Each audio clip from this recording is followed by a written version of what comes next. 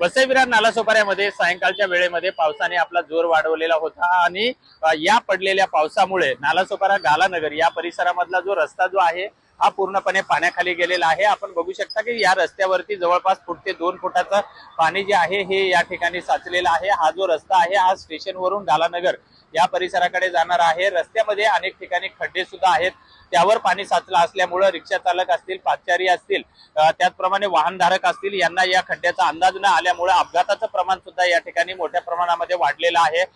महापालिका ही दरवर्षी खड्डे बुजवणे आणि नाले सफाईवरती कोट्यवधी रुपयाचा खर्च करत असते, मात्र आता आणखी जसा म्हणावा तसा पावसाने जोर जरी पकडला नसला तरीही या ठिकाणी मोठ्या प्रमाणामध्ये पाणी साचून महापालिकेचा जो नाले सफाईचा जो दावा आहे हा कुठेतरी या ठिकाणी फेल गेला असताना चित्र आपल्याला या पावसावरून आणि भरलेल्या पाण्यावरून स्पष्ट होत आहे। त्यामुळे जर आज रात्री सुद्धा जर अशाच प्रमाणे जर पाऊस मोठ्या प्रमाणामध्ये वाढला तर निश्चितच उद्याचं जनजीवन मात्र या परिसरातलं विस्कळीत होणार आहे। विजय गायकवाड, TV9 मराठी, नालासोपारा।